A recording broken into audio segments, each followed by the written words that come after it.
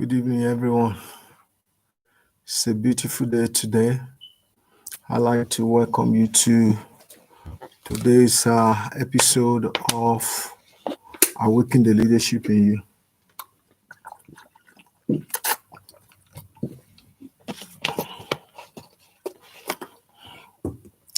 Today, we're going to continue with our study on your best year yet. Your best year yet, which was the book written by Michael Hyatt. Michael Hyatt is the founder and CEO of his own leadership development firm called Michael Hyatt and Company. He was formerly the chairman and CEO of Thomas Nelson Publishers.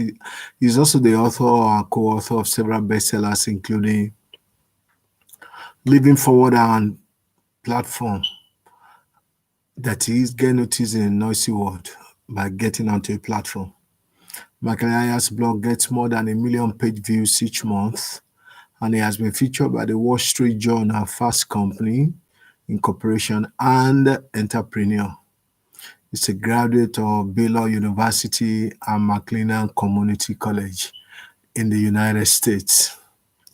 So we started this book. We started summarizing this book 2 weeks ago, if I'm right. Yes, I think 2 weeks ago.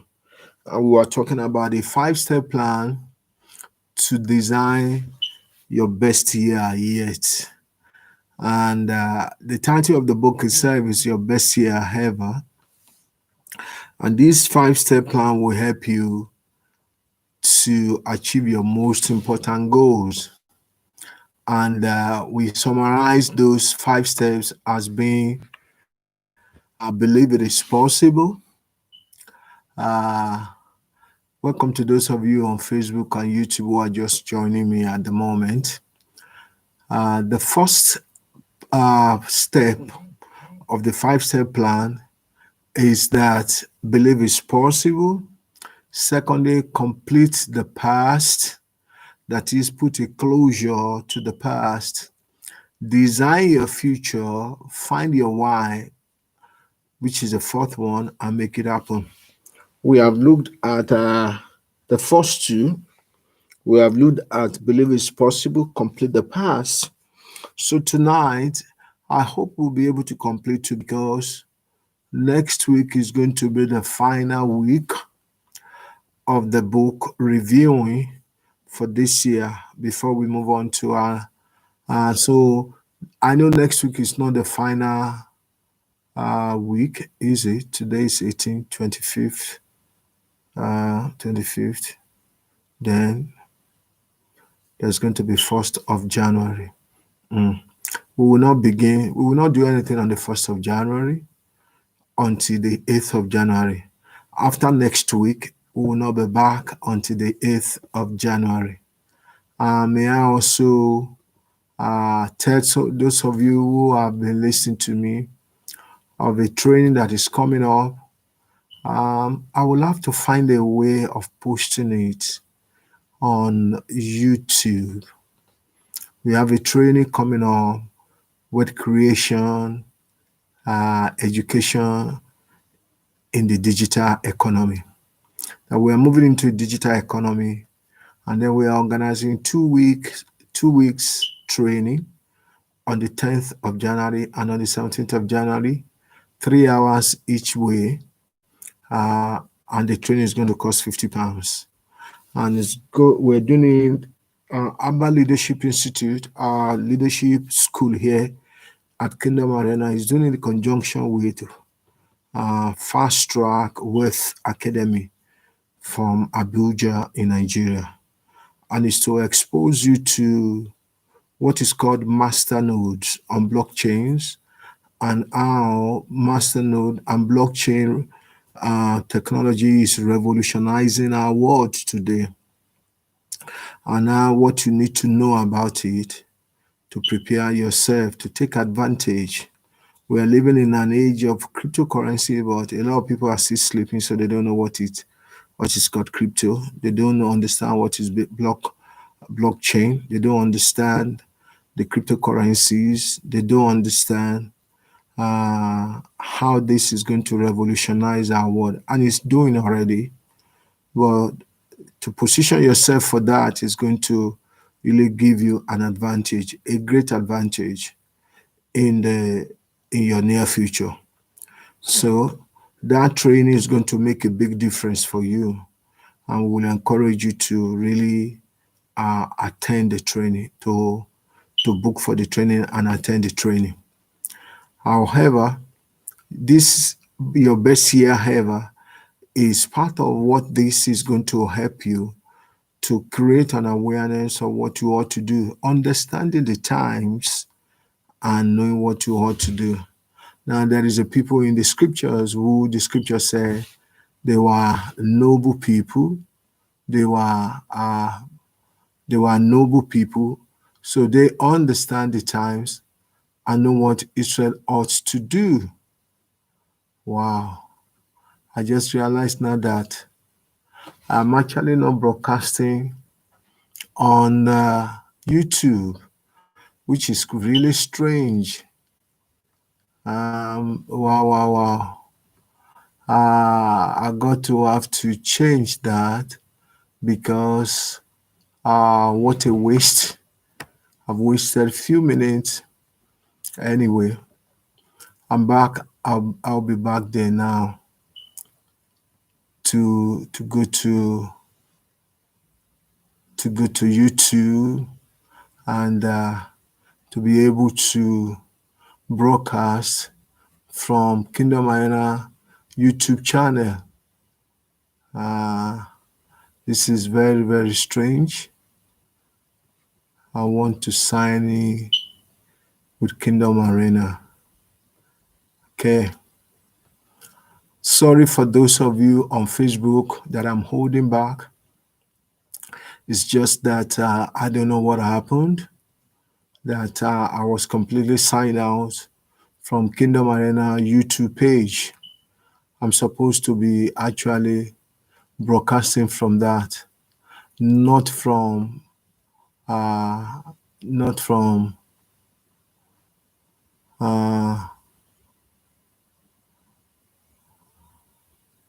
yes, I'm supposed to be broadcasting from this. And I hope somebody was listening to me because I couldn't see myself at a point in time. So I thought that I have missed you completely. But thank you, those of you who are still okay. Sister Elizabeth Ayetan. Okay, thank you, Pastor English, for letting me know I'm still on YouTube. Next Friday is Christmas Day. Wow. It didn't occur to me. Okay, in that sense, guess what? I think we have to finish this book tonight. We have to. Thank you, Sister Elizabeth. Pastor Haji, thank you, both of you. I think we have to finish this book tonight. The reason being, next Friday is Christmas Day, I understand. The following after will be New Year's Day, New Year's, 1st of New Year. So whatever I have to do, the 3-step plan remaining of the 5-step plan for this book, I have to finish them tonight. And that is going to mean I have to talk less of any other thing and focus on finishing these the remaining 3-step plan. Thank you for those of you who have making me realize that I was not on that. I was actually on the right channel. Okay, I said to us that we started the book 2 weeks ago, and we were only able to focus on 2 of the out of the 5-step plan, and today we have to finish it in view of the fact that next week and a week after is going to be pretty busy. I hope everybody is hearing me. Good evening to you all. So, the third step that we are going to look at tonight is design your future. How does that sound to you? Does that sound as if you can create your future? Yes, exactly that's what it means. But somebody may come up with the idea and tell me that, Pastor, how can you create your future? After all, your future is in God's hand. Of course, yes, it's in His hand. But the truth of the matter is that you are co-creator with God. There's a portion of scriptures that say we are co-workers with God. And God had foreordained before, ordained the works for us. So it is knowing what this God had already ordained for you and walking in line of that by planning to be able to do as He wants you to do. He says, 1 Corinthians chapter 3, verse 9, this is Paul speaking. I said, for we are laborers together with God. You are God's husbandry, you are God's building. So, if you are God's building, building always yields to the builder's work. And God and the husbandry here basically just means field, a farm, if that the farm also cooperates with the farmer. So that you have to cooperate with the farmer. God is a creator, but He also has made you a co-creator. Do you know God didn't create all the things we are looking at here? When I say all the things, I'm in our church hall here in Kingdom Arena in United Kingdom, and then you can see all the things behind me. But before me, you may not necessarily see the things before me. You have chairs, you have television, you have a few things in here that we use in the church. You have the technical department, you have the video technical department. Do you know God didn't create all those things? But all those things were created at the beginning. But guess what? They were hidden in what God created. From the sixth day of creation, God had not gone back to create anything. But guess what? He's been creating things through men because He's been using men to create things by giving them ideas. So God didn't create the chairs, man created the chairs, and that's why it had the trademark of the man on it. So man designed it, but God gave the knowledge. So when He said design your future, it is getting getting the information from God as to where He wants you to go and how He wants you to get there. So to have your best year ever, you need to set effective goals. So, and the only way you get to that designing your future is through goal setting. So poorly formulated goals won't drive anything and will be easily forgotten. Instead, use a smarter framework to set goals which are specific, smarter. The next is M, measurable, A, actionable, R, risky. Some will say realistic. We say realistic, but realistic and risky, they both go together anyway. Time keyed and also exciting and relevant. Yeah, smart goals is what people would usually tell you to say, but this is matter goal. That is exciting, get your blood running through your veins and relevant. So great results don't really happen in a vacuum. You can't just drift along and end up in a great destination. Do you know a lot of us just drift along and thinking that we will be what we always wanted to be? No, you can't. You always have to follow the path of your desire deliberately, in a conscious, deliberate way. Resistance is always ahead of you, but it's your determination, is your pre-plan, is your desire that helps you to forge ahead. So to achieve anything substantial in your life, you've got to figure out where you want to head. You can't go every direction. You can only head in one particular direction. Clarify why it's important and then pursue a plan of action. A plan of action. You see, I find that believers are the people who don't plan. because they think planning takes them out of the realm of faith. But to plan is to have faith. Your faith attached to specific thing for your life. So do you have to have a plan of action that accomplish the objective, that is the goals which you have set for yourself? Get into the driver's seat and design your future. So the first thing you will have to do, always for each of these ones, there are always three things that help you so that you don't have too many things that you can use. You can say, I forgot. Having too many things will make you to forget. I once remember, I think it was big Conley, Bayless Conley, yes. I think Bayless Conley, they say 2 or 3 points in messages are enough. You are going to 5, 6, 7, 8 points. People will forget easily. 2 or 3 points. So let's look at 3 things that will help you to be able to design your future here. First, set 7 to 10 goals which align with the smarter design philosophy. That is, you look at the smarter, you say, what can I put into this framework that could help me to design my future?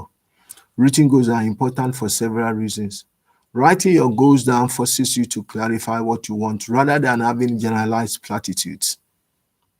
Writing your goals is a step forward. So, of your 7 goals to 10 goals, which align with the smarter design philosophy, that is, which align with specific, measurable, actionable, risky, time keyed, exciting, and relevant framework, you then have to set 7. I will give you about areas, 7 to 10 areas where you can set goals for next year. So, but you write those goals down and let them fit into those 10, into smarter framework, into smarter philosophy. So writing your goals is a step forward, and that helps you overcome resistance. Great goals check the 7 boxes of the smarter system and methodology. Smart, let's start. S again. Great goals are specific. They are not nebulous. You can't say, I want to lose weight next year. Now, that's not setting a goal. I want to lose 10 kilograms. That's specific. I want to lose 5 kilograms. I want to go from 100 kilogram weight to 80 kilogram. That means you want to lose 20 kilogram. Part of the plan is that 20 kilograms spread over 12 months.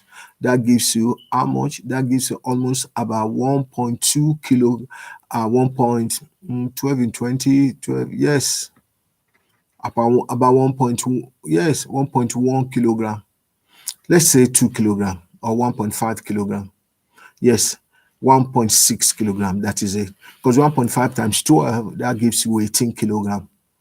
So if you want to now lose 20 kilogram next year, you say, okay, I want to lose 20 kilogram. So if by January ending, you have not lost 1.6 kilogram, then you know you are not working out your goal. If by February you have not lost 3.6 kilogram, then you know you have not 3.2 kilogram you have not lost. So you will have more pressure on you for the next 10 months to lose at least about 2 kilogram. About 2 kilogram, at least 2 kilogram per month. Whereas if you have set the plan and you have calculated, you have broken the goal down to measurable steps, then you would have known that in January you need to lose at least 1.5, 1.6 kilogram. So this is how goals are set. You're not just going to say nebulously, I'm losing weight next year, you will lose nothing. In fact, you had more. But if you put a figure, whenever you put a figure to it, that's what makes it specific. Whenever you put a number to it, that's what makes it specific. Oh, next year I would like to buy shares worth of 1,000 pounds. That's it. So by January, you already are looking at about 90 pounds that you have to invest to buy shares. And then you have to be specific. Which sector are you going to be buying it? I want to make an investment of at least £1,000. I want to make an invest or a saving of at least £1,000 next year. So that gives you a direction, a focus, a specific idea. So you must spell out your goals exactly what you want to in at the expense of all other options or alternatives, because it is that number that gives you the focus. Secondly, great goals are measurable. Great goals are measurable. They provide metrics by which progress can be determined and attainment can be celebrated. When the goal is measurable, you know the criteria for success. I'll give you one good example. I set out to ask God in 2013 February. I think it's around February 5 or so. That, Lord, what do I do with my life in the next 7 years? I want to know what I want to do with my life in the next 7 years, because then our church was just 7 years old. So, third day, a man appeared to me in the dream and told me that, what am I doing with the dream of our leadership? Blah, blah, blah, blah. I said I was waiting for people to call me through which I can carry out the dream. And the man said to me in the dream, he said, no. He said, talk to this person and start somewhere. Start with a faculty of 4, but talk to this person, talk to that person. And immediately I woke up and I realized I myself needed to be trained more. So I decided that let me go and study leadership and management in the university. So I started a course in leadership and management with the Open University.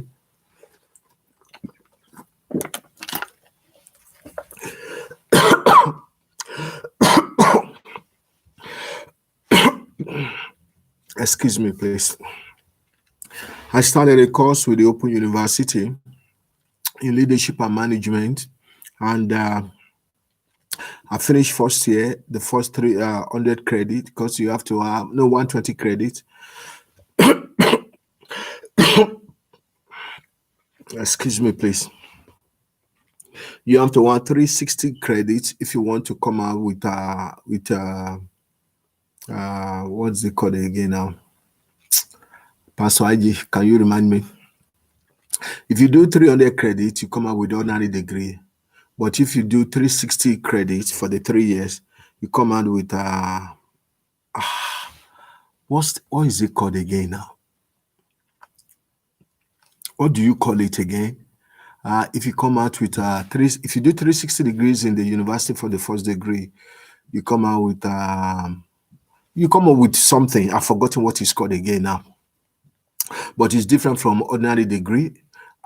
So after first year, second year, I was in my second year when there is a problem. The university said I'm not qualified to have been sent and they will not pay me. They paid the first year. Student Finance England came up with all kinds of stories and blah, blah, blah. So I said, well, I haven't got this kind of money they're asking me to pay, blah, blah, blah, blah. So I stopped, but I was still waiting. Lord, how do I get it? A year later, a friend of mine told me, University of Roehampton is now doing a master's degree in theology and leadership. Do I want to go? Now, remember, I've set 7 years goal of making sure that I improve myself on the area of leadership if I want to start a leadership institute. So a year after that, I said, okay, I would love to do that. He said, well, you got HND, you've got how many years of experience as a pastor? What have you done? I've written 5 books. I've published about 7 books for people, blah, blah, blah, blah. I do training, I lead people.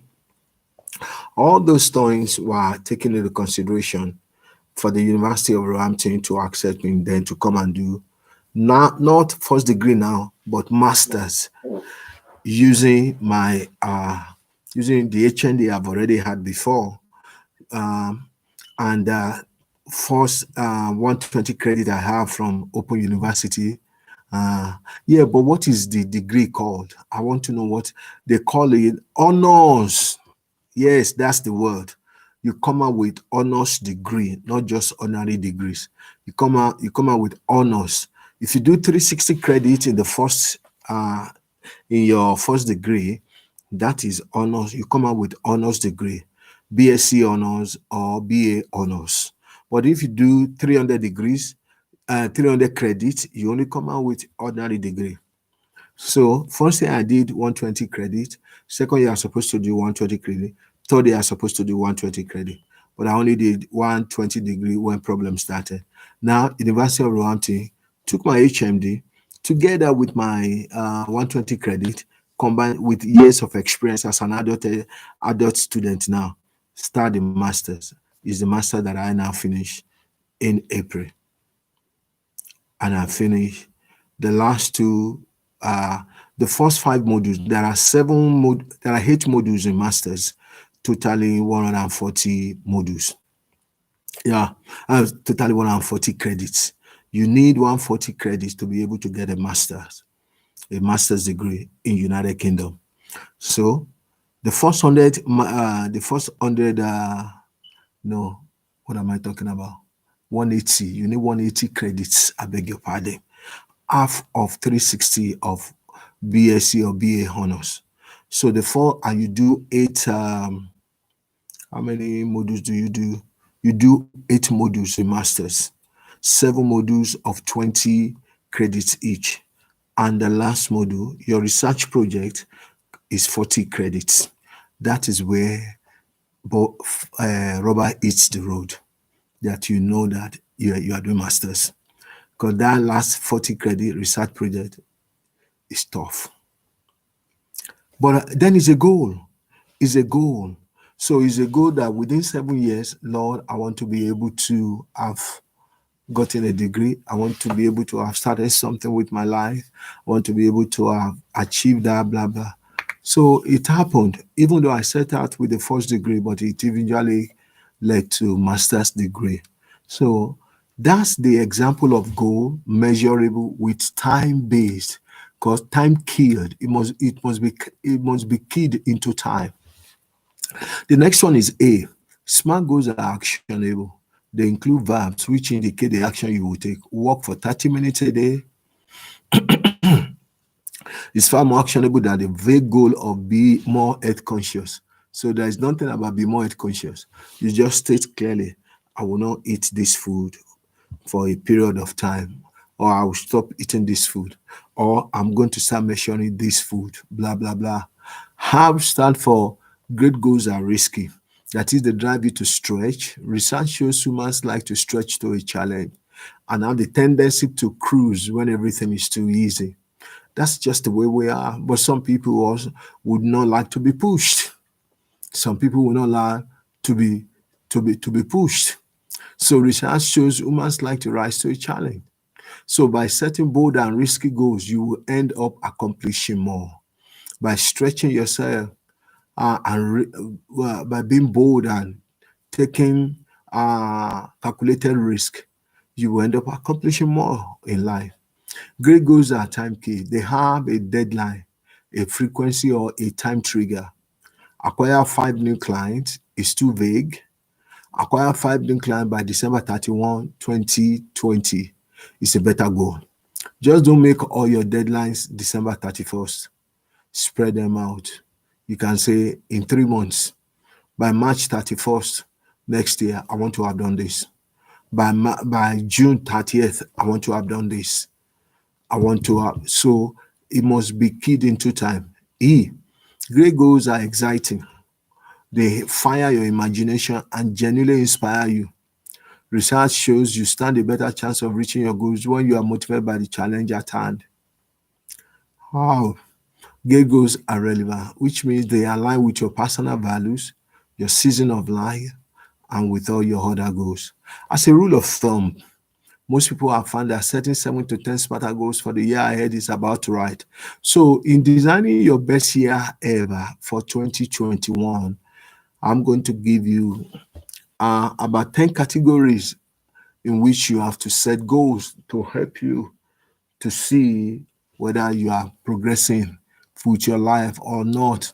Remember, it's about designing your future. Your immediate future is 2021. So it is important that to get your 2021 right, let's start with goals. Because if you don't, your focus is going to become diluted and you probably won't be stretched if you don't uh, set your goals within the framework of smarter philosophy. It's also a good idea to have 2 or 3 deadlines for goals each quarter to keep you engaged. Each quarter means every three months to get you engaged rather than having everything get toward December 31st. So the following are going to be the 10 principal domains, that is 10 categories that you want to set goals in. You want to set those rather than making everything career related. Because as I've been speaking, some people are thinking of their careers, blah, blah, blah. They will set what they would do in their but career is not only all your life. You have a spiritual life. So that is one domain. That is one category. You can set goals. You can set goals about reading through the Bible for a year. I've seen my wife do that consistently for the past 2. I think this is about the 3rd year. If by the year this year ends, reading through the Bible consistently. We started in our church about 4 years ago, but we never finished it. We just diverted to something else. But my wife was one person I see that has been dogged and consistent. Even me myself have been diverted.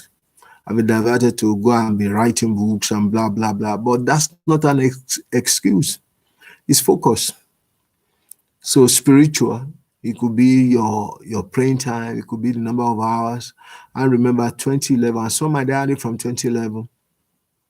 And I remember with another pastor, I said 10,000 hour mark of praying. 10,000. And that took me, I didn't even finish that as well. But I have done maybe about 6,000 hours. Oh, sometimes I'll pray for 11 hours and my jaw will be hurting me. My jaw, 7 hours, 4 hours, my jaw will be hurting me. And we said that, and I had a great time with the Lord around that time. Revelations upon revelations.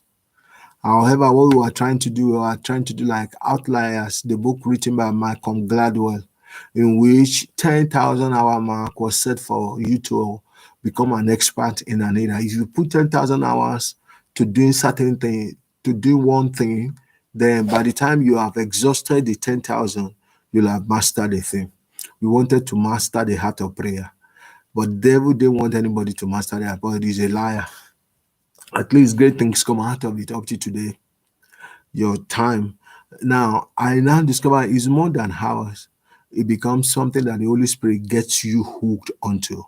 That even if you have not prayed for a few hours in a day, you know you have lost something. So you have the emotional domain, you have the marital domain, you have the social domain, you have the vocational domain. That is not an area, it's not your vocation, but maybe your pastime, maybe your leisure thing. It could be the fact that, you want to learn how to swim. I started learning how to swim when I was 41. No, is it 41? No, I was 40 when I started learning how to swim. I just knew that I needed to learn how to swim. I've had too many tragedies around swimming pool that I shouldn't know that I should have learned how to swim. One time I dived into the swimming pool from the 3 feet shallow end, not knowing that it's the deep end you dive in, and I smashed my head on the floor. It's only God that sustained me. I could have died. I just could have died. I mean, at one time I thought I've mastered swimming in all. I went to the deep end and there was wave. I almost died. My son and my wife are watching me. Thank God for the lifeguard by the side that came to rescue me. But I did not allow myself to be deterred by the idea that I want to learn how to swim. At 40, 2005, how old was I? Was 41. I went back to learn and how to swim. And now I could swim unaided without the safety rubber. I could swim. I could swim the length up and down, shallow, deep end. I know how to float. I know how to back swim. I know how to breaststroke. I know all those. Why? Because I was determined that I need to know how to swim. I want to learn how to swim. So there is also intellectual reading books. I have to go back to make sure that I read some of the books I've written I've accumulated over the years. One book, even if it's one book a month, is enough. Thank God you even have some of these books now on audio that you can listen to. And then also physical, there is also the parental, there's the vocational, and there is the financial. You set a goal about your finance, investment. There are two legs of wealth creation. No, don't let me go into that. I want you to come for that training. I want to come for that seminar in January, 10th January and 17th of January, where you learn about wealth creation education in the digital economy. So the reason most people never reach their goals is that they don't define them. So you got to have to then define your goals. So the second thing, design the right mix of achievement goals and habit goals.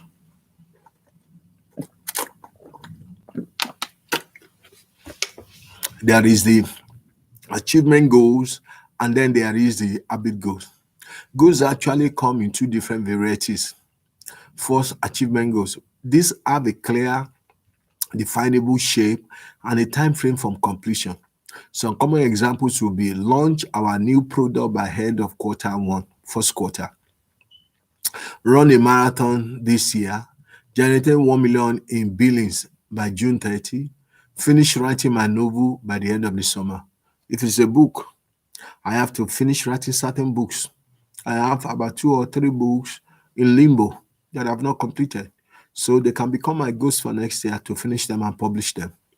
The last time I published a book was 2015. No, 2019. That's it. Last year. Jointly produced by my wife and I to mark our 38th wedding anniversary. But I haven't published any this year. This year is already gone. Yeah, I published for others, but for myself, I didn't publish. And yet I have books that are hanging there that I've not completed. So I could include that into my goals for next year as an achievement. Now, habit goals. Habit goals are the one that you establish a new habit which you want to carry on indefinitely. Some examples of habit goals are do strength training 4 days a week. You want to, you don't want your arms to become flabby. So strengthen. Go on a date night every week with you and your spouse. Know that one also will be costly. It's not free. Go on a date every night with your spouse or your lover, or your spouse is your lover. It could also be if you are dating, you are yet to be married. Yeah, make 5 new sales calls every week. You could do that. In my own case, mentor 2 people. I have people I mentor that I see regularly. Read 50 business books this year. That's a good one. So that becomes a habit goal as much as an achievement goal. It doubles as an achievement goal as well. So to have your best year ever, you probably need to include both habit goals and achievement goals. Getting the right mix and balance between these 2 types of goals can supercharge your performance. So make sure you get this right. Achievement goals certainly follow the SMARTer framework, but habit goals are slightly different. So what's the difference? Habit goals have start dates rather than deadlines. Habit goals have start dates rather than deadlines. This is the date you want to start installing the habit in your life. Habit goals also tend to have a frequency target to specify how often you want to observe this habit. It's not uncommon for a habit goal to mention a time trigger, a specific time each day or each week when you want to do the habit. It's also common to set a strict target for habit goals. How many times in a row you want to do the habit before you consider it installed and second nature. And from the field of psychology, it is found out that if you do certain things for 21 days, it can become an habit. So what you just need to know is that if you consistently do something of a habit goal that you are thinking of uh, for 21 days, it becomes a habit. So different goals work for different people. Michael Hyatt said, and you can tailor your commitment to meet your personal, emotional, and physical needs. You just need to find what works for you. It might be obvious to you, or you might need to experiment and try hard both. Sometimes you may need to experiment. A good template for an achievement goal uh, is to have a tool for time management, or a kind of a framework, a kind of something you can design that fit into the smarter framework. So, like saying you have an achievement goal, you have the start date, you have an achievement goal. You can have a sheet of paper, have a smart goal, say my best year ever. Achievement goal, exactly what you want to achieve. Then the next line, start date box, the metric and the deadline. Metric means the measurable, start date and the deadline. And the key motivations about it, what is motivating you to want to do that. Maybe you say to you that you want to earn extra £10,000 next year, and key motivation because you want to be able to pay off your credit card, or you want to be able to put so amount into investment, or you want to be able to blah blah blah blah. Key motivations. And then what's the strategy? I'm going to take extra 3 hours walk per week doing that, blah blah. I'm going to look for things like that. And you must also, in that, you must have key motivations, you must have the strategy, you must have the next steps, and you must have reward by which you reward yourself. In fact, that's the last thing some of us do. We don't ever remember to reward ourselves.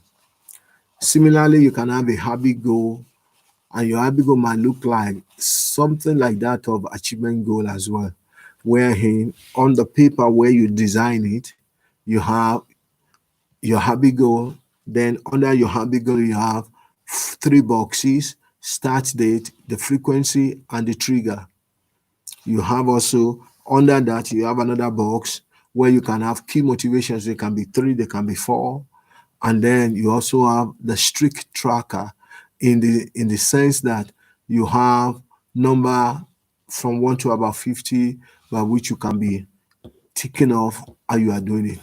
And then also next steps, how you can reward yourself. Thirdly, remember we did this.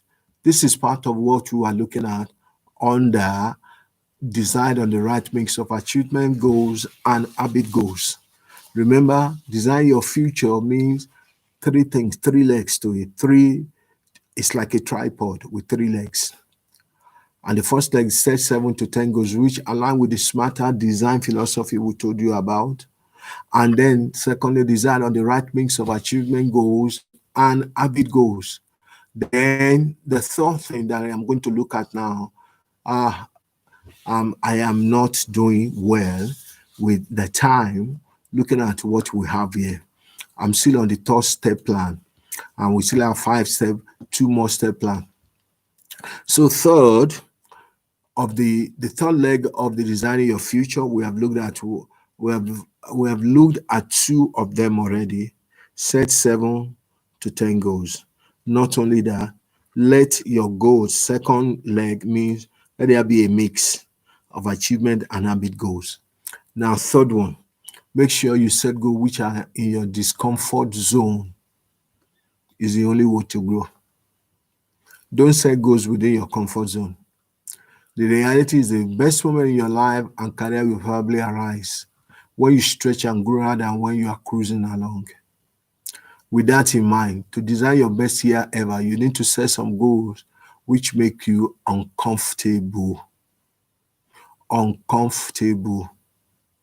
To overcome your resistance to doing that, Acknow- Acknowledge that growth only comes if you push yourself, and therefore risk is your friend and not your enemy.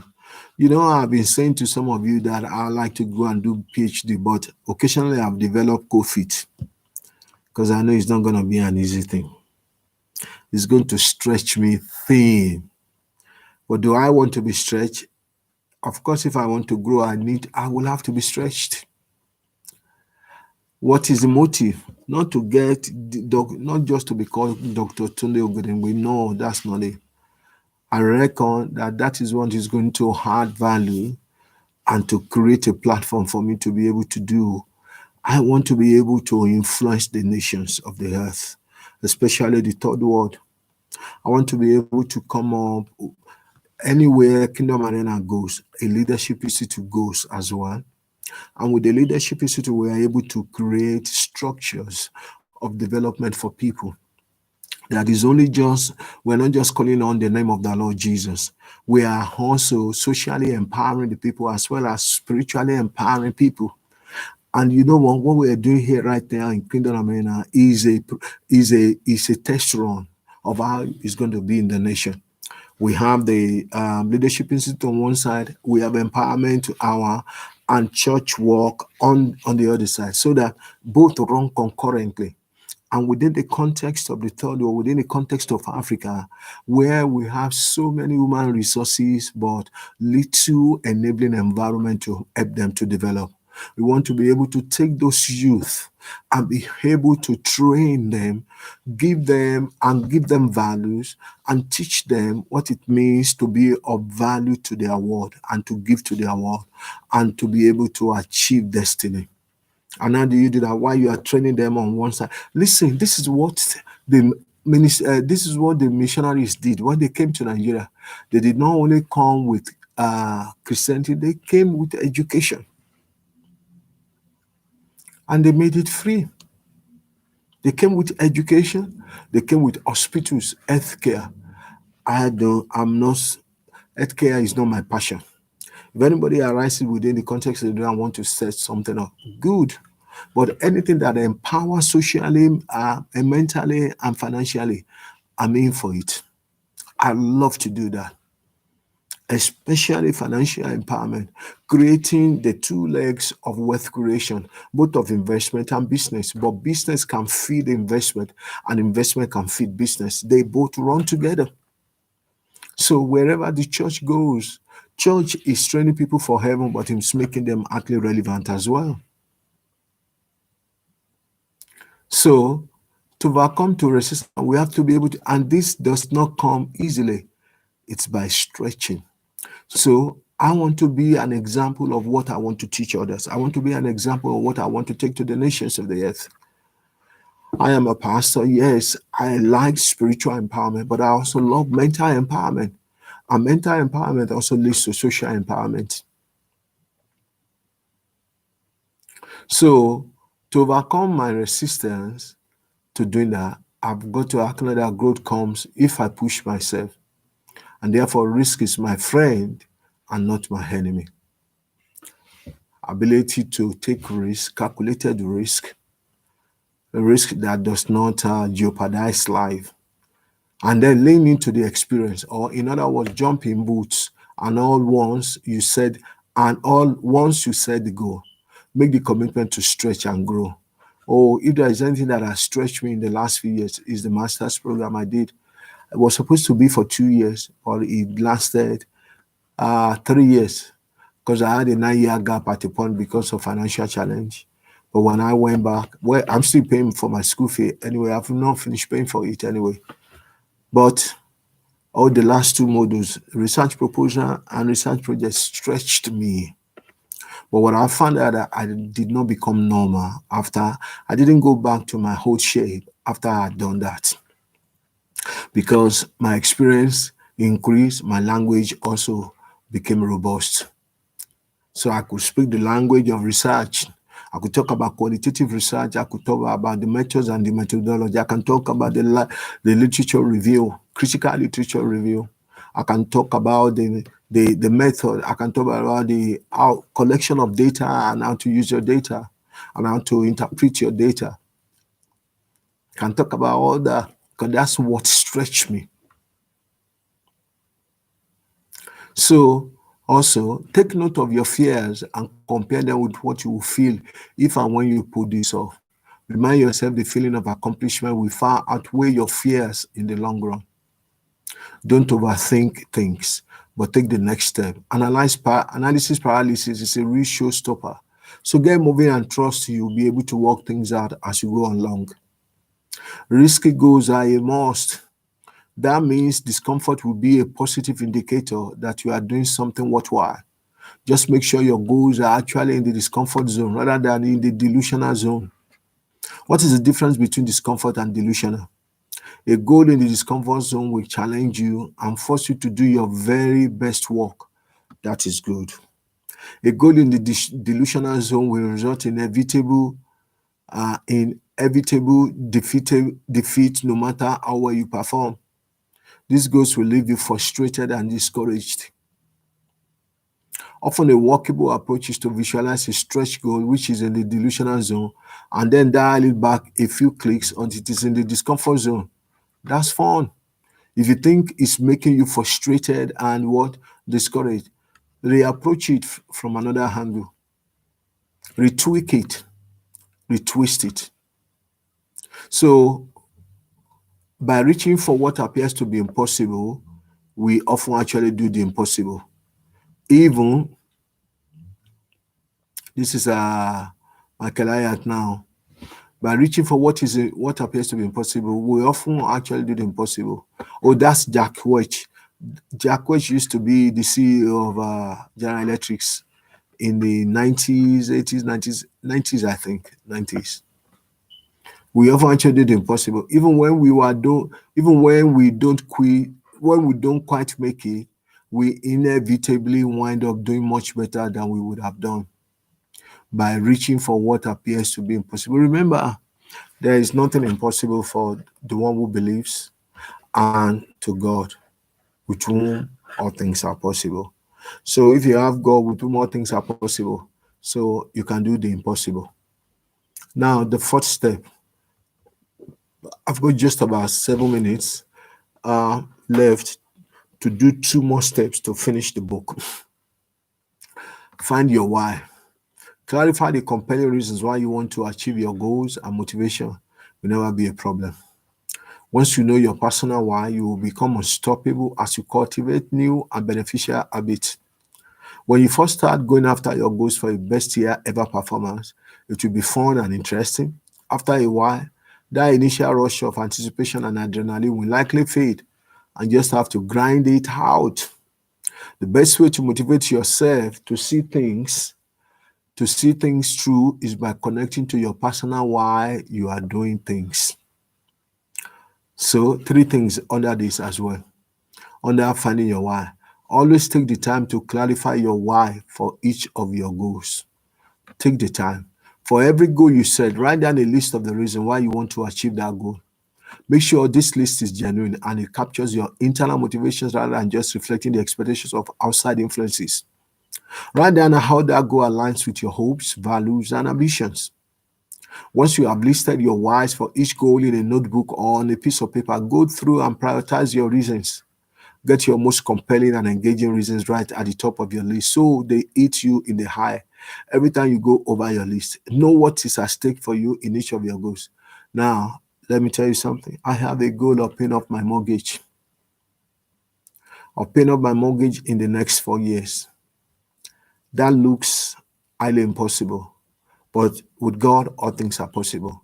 So what have I got to do? I don't think my mortgage is something that is simple to pay off. My mortgage is high as it is to pay off the balance on it.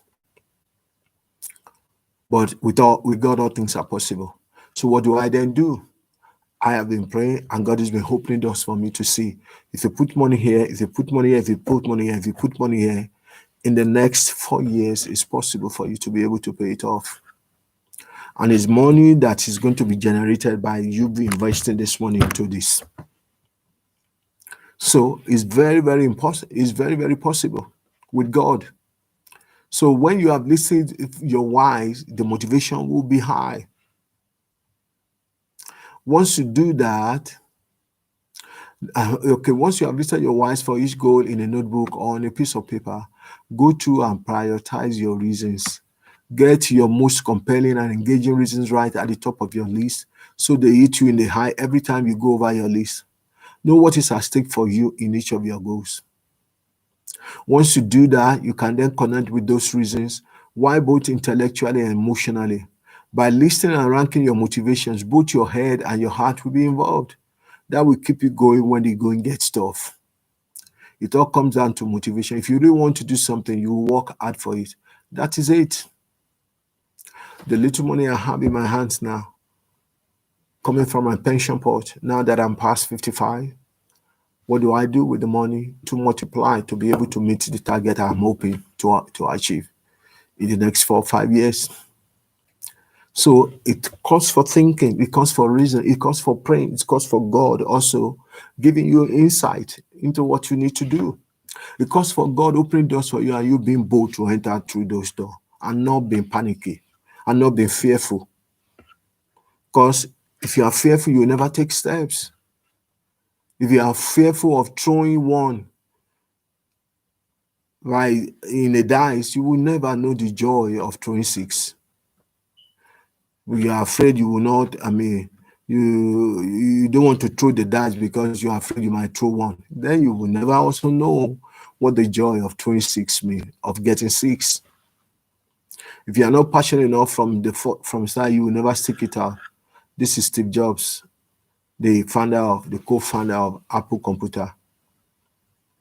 So that's that about the first leg of step 4, that is find your why.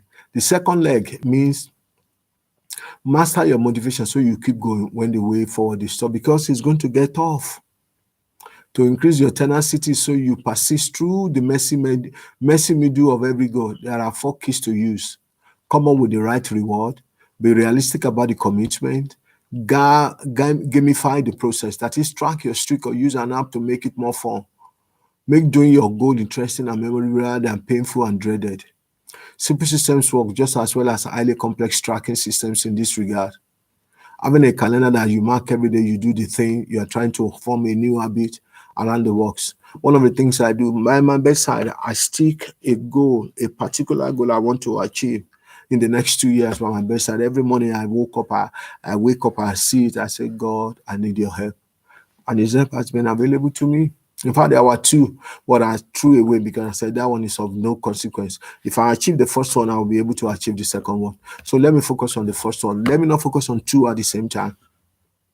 My son came in, saw by my bedside, I said, Dad, why did you have to? I said, that's what I'm focusing on. I want to achieve in the next 2 or so years. God helping me. And he's been helping me.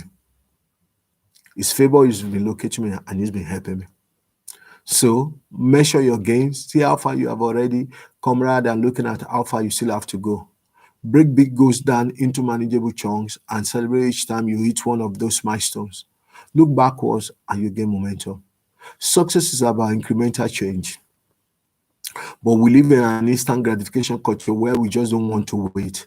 When we take control of our motivation, however, we can stay in the game long enough to see how that incremental change adds up to major achievement. Goals poorly formulated are goals easily forgotten. Set meaningful, effective goals. Third leg of find your why of step 4 says build a team of people who will hold you accountable and who will help you. Almost without exception, it's easier to reach a major goal you have set for the coming year if you have a team of people around to help you. Friends and associates can provide learning, guidance, ongoing encouragement, healthy competition, accountability, especially when it comes to self-improvement, like weight loss, overcoming an addiction. We need the energy of a community to stay with the program in a way that fuels us. Research has shown that if you are in a community that is getting healthy or overcoming something difficult, your chances of success go way up. Positive energy is contagious. So rather than leaving this to random meetups, you can engineer a network or community of people who will help you achieve your goals. Some possibilities. Look for online communities of high achievers. Join clubs which are active in the areas of your goals. Look for peer-to-peer coaching programs or masterminds in your field. Join coaching or mentoring circles. Sign up for reading or study groups. Look for formal or informal accountability groups. Form close friendship with people you respect. That's that. About the fourth step. The fifth step just says make it happen. What does that mean? Always break your big audacious goals down into manageable next steps. Set up and use activation triggers which motivate you to keep going. Keep your goals of top of mind by scheduling ongoing regular goal reviews. Now, I would also add to that there are landmarks, there are milestones that you need to also break your goals down. Reaching the milestones make you excited that you are moving. Make it happen. Pure and simple, most goals fail because people fail to focus on the implementation tactics which are required. Use the power of low bar next actions. This is the fifth step, and I'm just rounding it up. Use the power of low bar next actions, activation triggers, and regular goal reviews to be the hurdles which can get in your way. I tell the guy whom I make myself accountable to, can you help me break down the next level of this goal so that I can see how I can achieve the measurable level one by one? And he does a fantastic job. And I look back and say, how did I go over that step? I'm encouraging you to do the same. God, you can design your future. Yes, you can know why you are designing your future and you can make it happen. First of all, believe it is possible. 5-step plan of your best year ever says there are 5-step plan. Believe it is possible. Not only that, complete the past. Don't let the past keep haunting you to arrest you from moving forward. Then know why, design your future. Know why you are designing your future and make it happen. We finish this book. I'm about to rush the last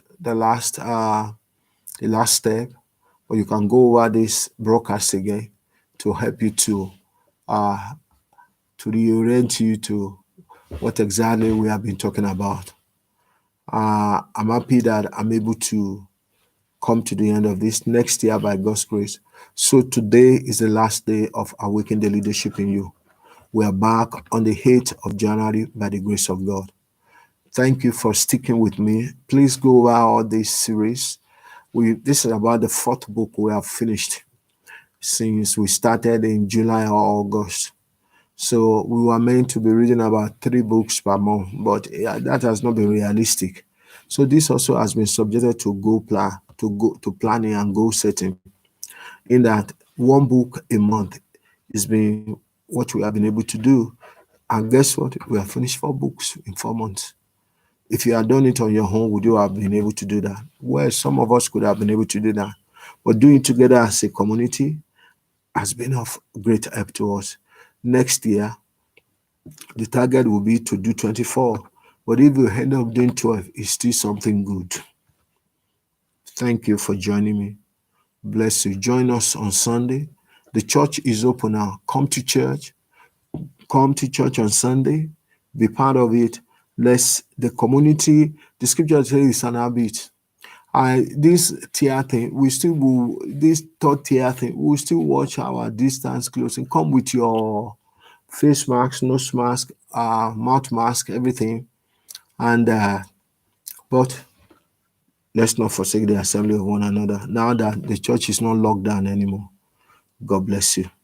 See you in the new year. By the grace of God, I would have been looking at the book we are going to start up the new year with. By the grace of God. God bless you. Thank you for being with me this year. Thank you for listening to me. And I trust God that something has been imparted to you. Please run with the knowledge you have. Let there be actionable steps taken, commensurate with the knowledge you have gained. That's how your life changes. God bless you, Rigo. See you next year. God bless. Bye-bye.